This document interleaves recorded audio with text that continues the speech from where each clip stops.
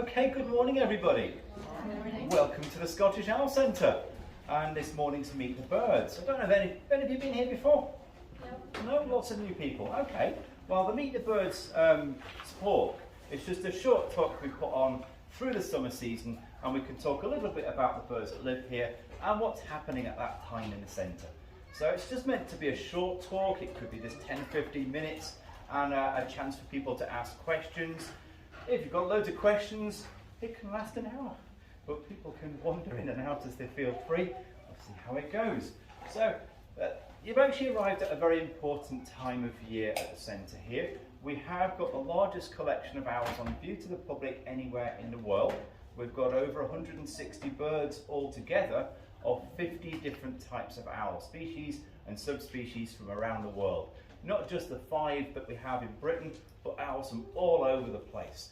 Big ones, tiny ones. It's a great place to see the variety and diversity of owls all in one place. But, of course, around the world, all sorts of things are happening to the planet. The animals are having a difficult time to survive, and many of them are becoming rare, or endangered, or even extinct. And a great example of why we do the work here is 4 years ago, there was a species of owl that was declared extinct in South America. It was called the Pernambuco pygmy owl that lived in the Pernambuco rainforest on the coast of Brazil.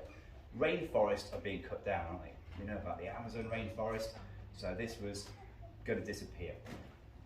The Pernambuco pygmy owl was literally that size, and it only liked that type of forest. It couldn't live in the Amazon, it couldn't live in Scotland, it only liked that one forest. But of course, the forest was being cut down. Once the forest was gone, there is nowhere like it on the planet, and the species has died out with it.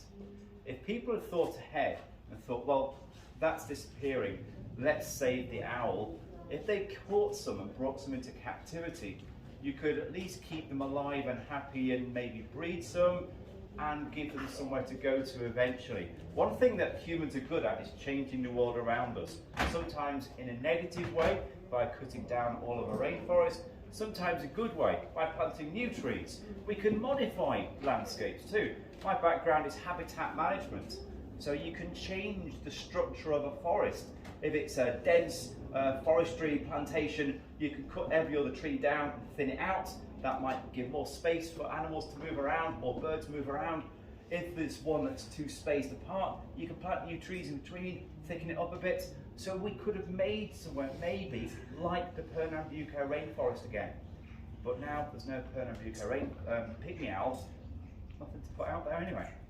But at the centre, that's why we have all these different birds, to make sure they don't disappear like that owl. So we've got species that are really quite rare, but also some that are classed as really quite common. But I would argue that we don't really know if they're common. We've got signs around the centre here, and we've got a new sign on the wall that our zoo inspection insisted we have on with different statuses, least concern and extinct at the other end. And to be honest, it's nonsense. We've no idea how many there are. Owls are not easy to see. Have any of you seen an owl in the wild? Put your hand up if you've ever seen an owl in the wild. That's pretty good today, but it's not everyone. They're not easy to spot. So how do we know if something is common? How do we know if something is rare? Someone has to go and count them. Owls are not easy to see, not easy to count. So the basic thing is we don't really know. The thing to do is look after the places that they live first, because if we were breeding some in the centre here, we need to put them out there somewhere in the wild. We need it to be wild places. So this time of year is a very important time of year at the centre. We have got owls in the breeding programmes that are currently nesting. So I'm sure Brooklyn said on your way in to look out for some little signs on the front of the aviaries like this one here that has a picture of an owl with eggs underneath her, and the writing says, shh, mum's in the nest box with eggs or babies. If there was a loud noise, she might get frightened. If it was a bird in the wild sitting on the nest and there was a big noise close by, she might think that there's a scary predator going to come and eat her chicks, eat her babies and the eggs. So she would fly away so she could survive and try and breed again later that year or the next year. But either way, the little ones might not survive. And the same happens in captivity.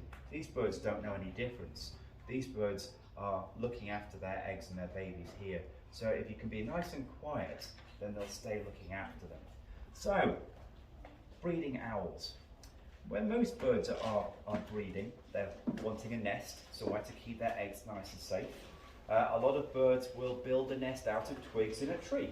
So they don't lay all their eggs in one go.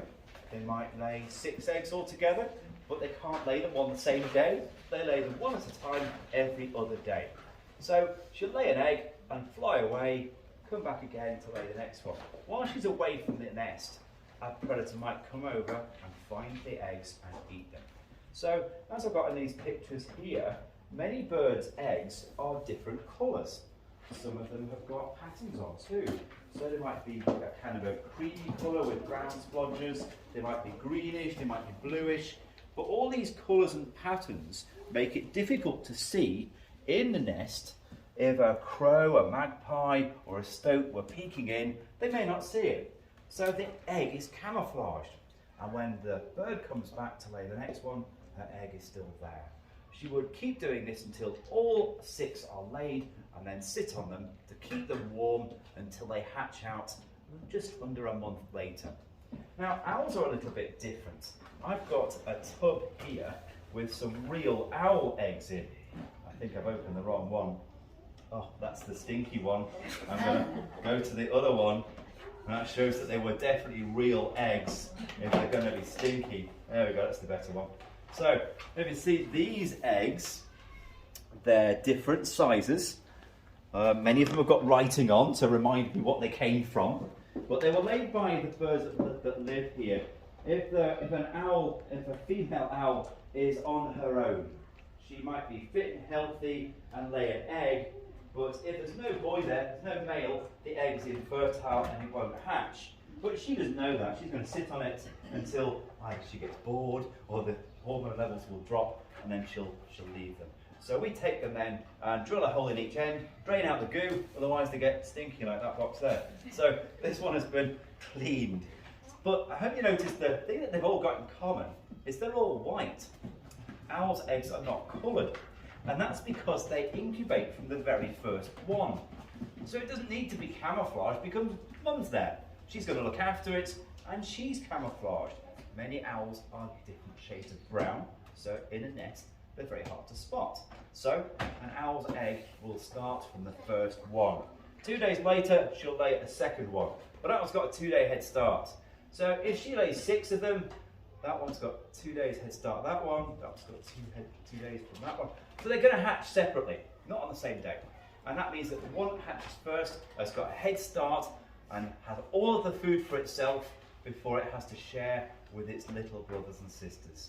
I had that as well. I'm 8 years older than my brother, so I had a good head start on eating ahead of him. But it meant that in the wild, these birds rely on their food supply. If the weather is so bad they can't go out and hunt for food, they may not have enough to give to 6 babies, they might only have enough for 1. But at least that first one is bigger and stronger and has the best chance. So owls breed in a slightly different way. So in the centre here we do have some that have been nesting very well, but we didn't start off the year very well. Our birds started nesting, some of them in February. And this is Scotland, and the weather isn't always sunny. Hard to imagine? Maybe not. But it means that if it's very cold, it's difficult for them to look after their eggs. And this year we had a very bad start. We lost all of the clutches except for our northern hawk owls, which we've never bred before. But by the way, they've done very well. If it's early enough in the year, if they all fail, they may have another try later. In the summertime, when the weather is nicer, it's not as extreme in temperatures, hot and cold, then there's a better chance of them making it. So it's important that we remember to be nice and quiet right now, so that the birds that lost their first clutch have got a better chance now. So the other side of that wall there, next to the hawk owls, we've got our tame-armour owls. They are approaching hatch day any time now. So definitely nice and quiet around them. They're my favourite species we have here. But I did want to show you some real owls. It's called Meet the Birds after all. So we have got a real owl over here, and I also have some real owls in this. Now, these ones are baby owls. So I'm going to open up the carrier so we can see these baby owls. They're facing the wrong direction. There we go. Flap, flap, flap. They've got some very nice feathers on their wings and their backs, but they've still got some baby fluff as well. Now, as I've taken the lid off, they might decide to come out and have a wander about, stretch their wings a little bit more. They are just learning to get off the ground. They can't properly fly yet, which is why I can trust them out here today. Or they might just sit there and look at you. We'll find out. So I'll carry on talking and they'll do something or they won't. Now these are baby American barn owls, and they were born here at the centre. But bird over here on my left, on Rosie's arm there, is called Lulu, and she's a southern white-faced owl. So owls are usually now named after what they look like. So this one's got a white face, it's called a white-faced owl. But which of these do you think is the older? Is it going to be this one or that one? Yeah, put it to the one you think is the older one. That one. Yeah. Some of you figured out it was kind of a trick question, wasn't it? Lulu there is not a baby owl. Lulu is 8 years old. So some owls are big, their species are big, and some owls are small, that's their species. And American barn owls are bigger than white-faced owls. These are only 8 weeks old. So they grow really quickly. So from the eggs, if I can find the correct egg, the correct box, there we go. This is the egg of an American barn owl. So 8 weeks ago, they could fit into that. So they grow really quickly. They are all fully grown by 12 weeks old. Can you imagine if people grew that quick? Yeah? If humans were fully grown by 12 weeks old, schools would look weird, wouldn't they? But the reason that owls grow much quicker than humans is they need to be able to fly. They need to learn how to fly, they need to learn how to get their own food before the seasons change. In the winter, there aren't as many animals around. It's too cold, they hide like I do. So that makes it difficult for an owl to find anything to eat, because owls eat other animals. So many of these barn owls are going to be eating voles or mice or shrews. And those things breed in a cycle. Some years there's loads, some years there's hardly any. But if there's not very many, there's not much to give the baby owls. So it means in the winter, there isn't really enough where the parents live for the whole family to find things to eat. So that means that the kids have to be able to move on and get their own food. They will leave their parents' home before winter and get their own food that way. It's just as well humans are different from that too, isn't it? How are your cooking skills, kids? You think you're cooking your own Christmas dinners? Yeah. So be nice to your families. So these birds here grow very fast. Well demonstrated. Some of the fluff blows away on the breeze. So it's getting more and more grown up every single day. It won't be long before they can fly. So let's see if you're going to demonstrate that as well. Are you coming up here? Thinking about it, judging it, and getting ready to go to lunch? Yay! Well done. So this one was the first to hatch. That one hatched 2 days later. Well, it's just a little bit smaller, it's a little bit fluffier, but once it realises that big sister is up here, he might jump up here as well. So they're developed by watching each other too, and learn from each other. Or maybe one brother wants to do what big sister does. So American barn owls, they have been quite a common bird across much of North America, but they are declining in some places as the landscape changes, as people are using the land differently. Maybe instead of big open fields, they're now building more houses, building roads, building dams. Changing the landscape of the world around us gives less for wildlife. One problem that many barn owls are facing around the world is that there's increasing rates of poisoning. not because people are being mean to the owls and deliberately poisoning to kill the owls, but people are poisoning their food and not realising that owls will eat carrion. They will eat dead things. Dead mice don't run very quickly, do they? And it's much easier for an owl to land on a dead one and eat it than it is to chase a live one that will run away. So that means, though, that if the owl eats a mouse that died by eating poison, then the owl is going to get poisoned too. So American barn owls in some places are disappearing. In British Columbia, in Canada, there was a study of American barn owls that found that about 87% of them contain trace elements of rat poison. Not because they're being poisoned, but because they're eating animals that died of eating poison. In Britain at the same time, a study of barn owls in Britain found that 90% of owls contained trace elements of rat poison. Over in Australia, the most common owl there, the southern boobook owl, about 90% of them contain trace elements of rat poison. So it's the same story for owls around the world, particularly where there's lots of humans. So there's the same problem, but it has the same solution, the same way of fixing it. We could just stop using these poisons. So if you were using rat poison, I was using rat poison, your friends, family, next door neighbours were using it, pass on the message after today. Don't do that anymore. Don't need to. If you do have a problem with mice and rats around your home, instead of putting poison out, use something like a snap trap. It kills the animal instantly, so it's more humane. And it means that if an owl were to find a mouse that's dead in a trap and eat it, the owl isn't going to get poisoned. But also neither is a fox or a badger or a hedgehog or someone's pet cat. So poisons are not a good idea, also not needed. So use a snap trap or catch the mouse alive and let it go somewhere else, or even better, just let owls eat them. Owls like this, in the wild, a barn owl will eat 1,000 rodents a year. So if there is a family of them, mum and dad and 2 babies, well, that's 4,000 rodents they're going to eat in that year. So they're a good thing to have around.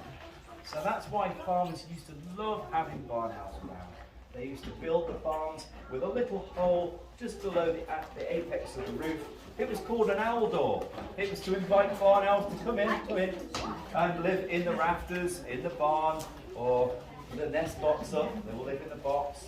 So great. And the farmers knew that these were great pest control officers.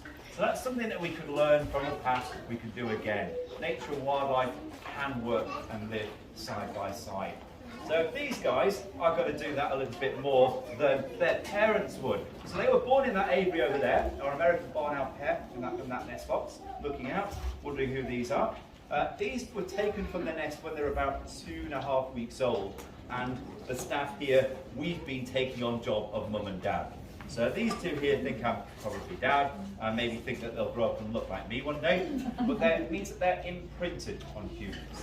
They probably think they are little humans, and they're used to being around humans, they're used to being looked at by people like yourselves.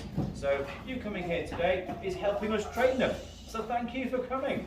But they're going to be ambassador birds, and this one is leaving us tomorrow, going to England, where a lady has a bird of prey rescue centre.